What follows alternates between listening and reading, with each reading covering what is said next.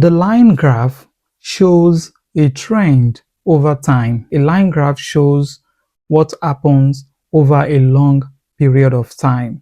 This is an example of a line graph. As you can see on the screen, we have the line graph showing a trend of average temperature from January till December. So it's showing us how the temperature looks like between January and December. In summary, a line graph illustrates trends from one period to the other.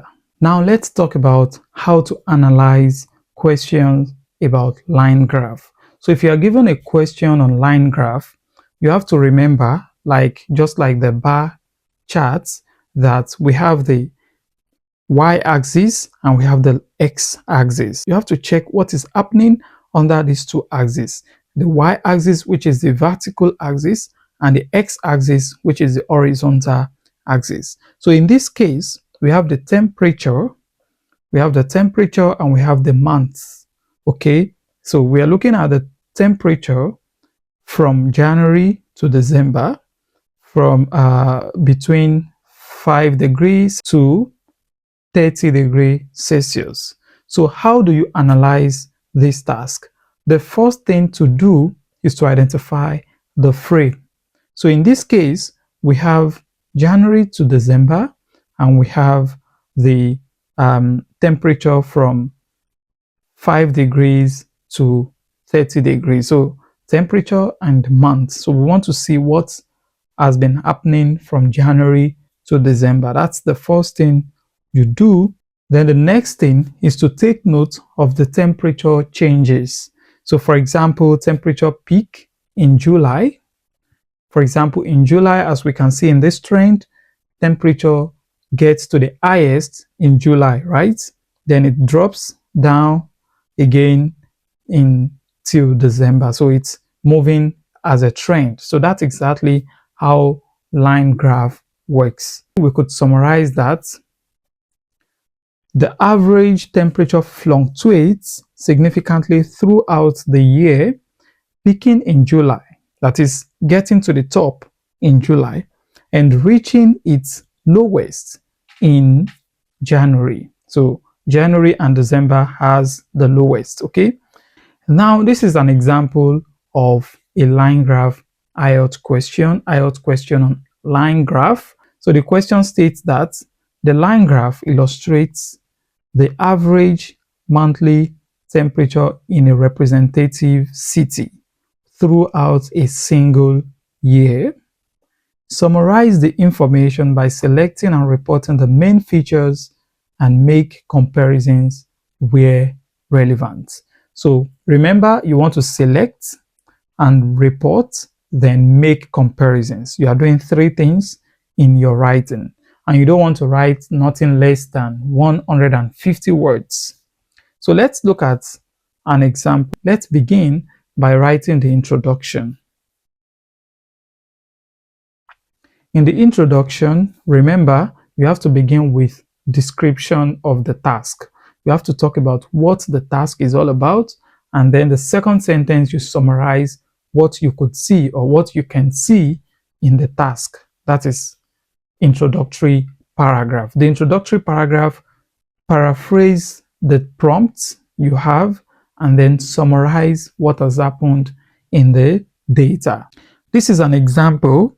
The line graph illustrates the average monthly temperature measured in degrees Celsius. So the C stands for Celsius over a 12-month period.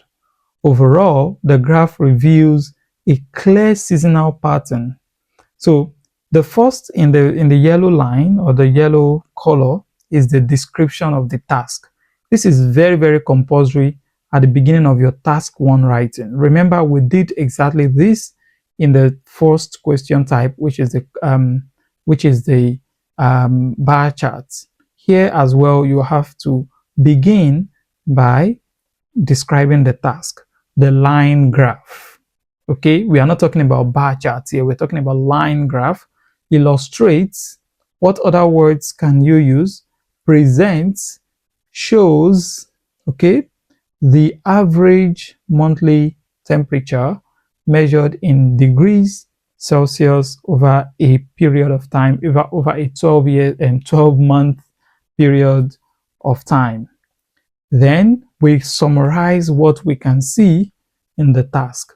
So in this case, when you want to summarize, you begin from the lowest to the highest. So from the lowest to the highest, what has happened? We could see that from January till July, the temperature rises significantly, and the rise is steady. You can see how steady the rise is from January till July. But when it gets to July, it stopped rising.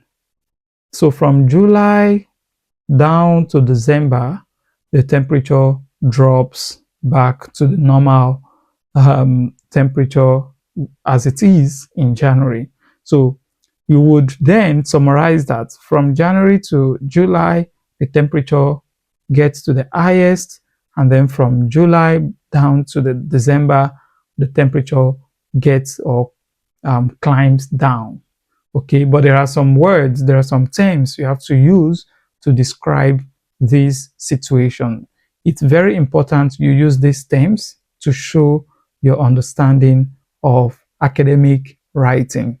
So in this sentence, we could say that overall, the graph reveals a clear seasonal pattern with temperatures fluctuating significantly throughout the year. So it means that for every month, the temperature is different. At least for every month, the temperature is different. So it's fluctuating. It's not stable. Then the next is that with temperature fluctuating significantly throughout the year, the average temperature starts at its lowest point in January, gradually rises through the months with peak in July, with peaks in July. So peak means that it gets to the top at that point. So when describing trends, there is a certain part of the trend where it gets to the top, and there is a certain part of the trend where it comes to the lowest, so the base. So, and then steadily declines. You can see the word declines as the year progresses, as the year progresses back towards December. So this is an introductory paragraph. You don't have to write exactly like this, but this is how you have to describe your introduction. So you can see in this introduction, you have the description of the task, followed by the two part of the situation from January to July, and then from July to December. And you can also see the words steadily declines. You can see gradually rises. You can see fluctuating significantly. You can see words like pattern. You can see words like at its lowest. So these peaks, these are terms to use to describe the movement of trends. Okay, so take note of these words. Now we have written this in our notes, as you can see here.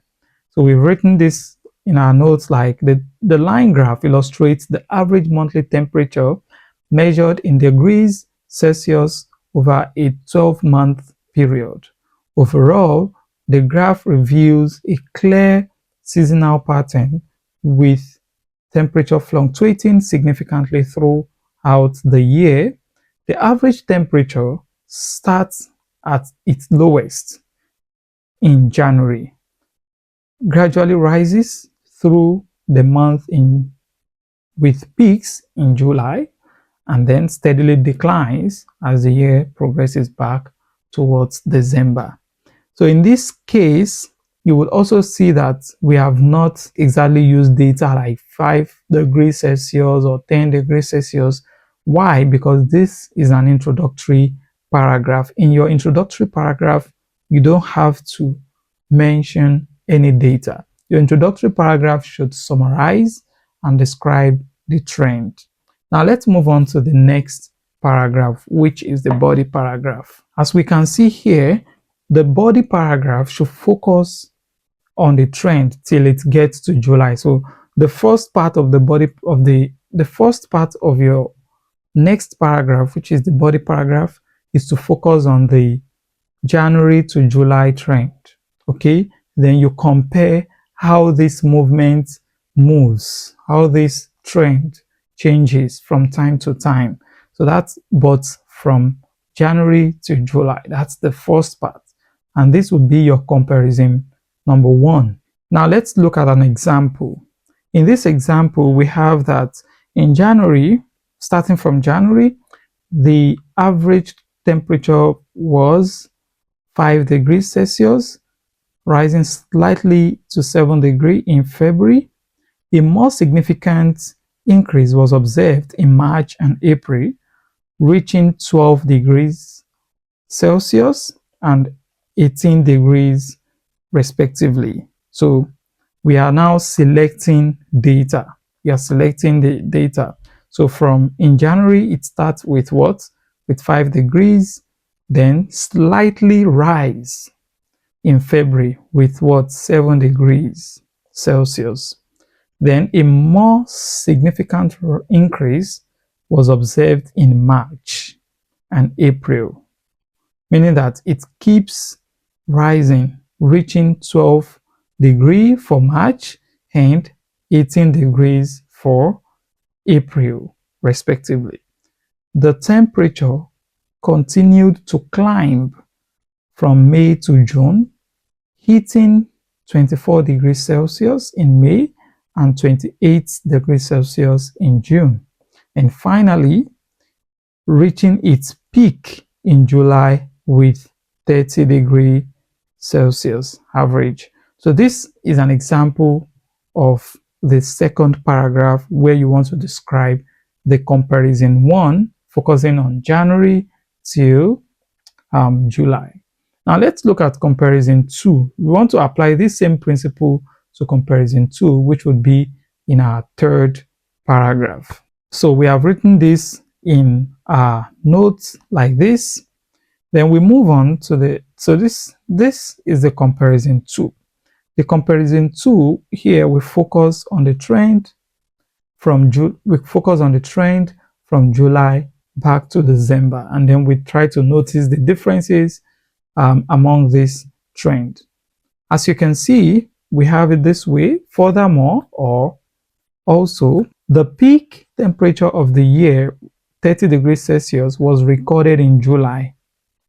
Following this high, the temperature experienced a slight dip to 29 degrees Celsius. So because 29 is not written in the graph, but we could assume because it's immediately below 30 degrees, so degrees Celsius. So 29 degrees Celsius in August before a more noticeable decline begins. By September, the average temperature dropped to 22 degrees Celsius, further decreasing to 15 degrees Celsius in October and 10 degrees Celsius in November. The year concluded this temperature with 6 degrees Celsius in December, which is also close to the January low, right? So this is how to report this situation. You can see how this person selects and reports the data. So let's write it in our notes. So this is our note and we've written this down. This is how to answer the line graph question type. You could see how we have used some words like slightly increase, gradually increase. These wordings are very important. So I would recommend you take note of this wording and then you use them in your subsequent practice. Now let's move on to the next question type, which is pie charts.